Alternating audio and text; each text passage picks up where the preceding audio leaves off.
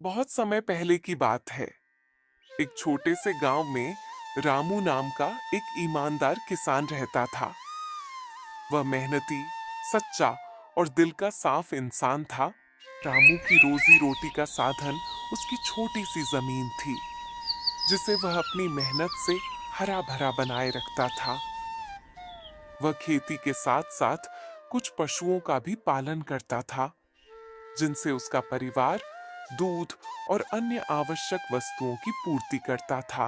दो बच्चे और बूढ़े माता पिता। वह अपने परिवार के लिए दिन रात मेहनत करता, लेकिन कभी भी किसी के साथ छल कपट नहीं करता था।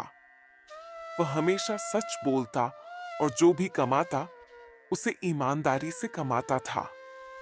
उसकी ईमानदारी और सच्चाई के कारण गांव के लोग उसे बहुत सम्मान देते थे।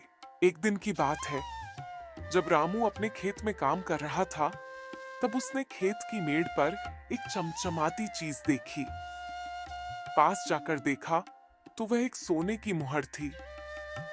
रामू ने उसे उठाया और तुरंत सोचा कि यह किसी गरीब किसान के जीवन भर की पूंजी हो सकती है।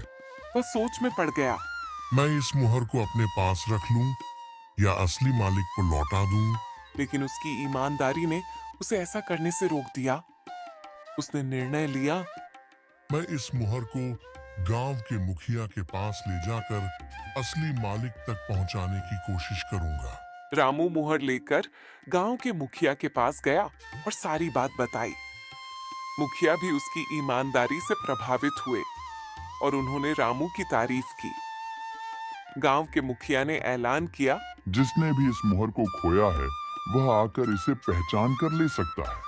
कुछ दिनों बाद एक बूढ़ा आदमी जो आसपास के गांव से था, आया और बताया कि यह मुहर मेरी है, जिसे मैं वर्षों पहले अपने खेत में काम करते हुए खो दिया था।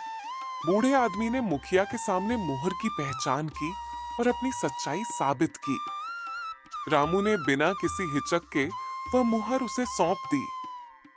वह बूढ़ा आदमी रामू की ईमानदारी से बहुत प्रभावित हुआ और उसने रामू को इनाम देना चाहा, लेकिन रामू ने विनम्रता से कहा, मैंने तो बस अपना फर्ज निभाया है, मुझे किसी इनाम की आवश्यकता नहीं है।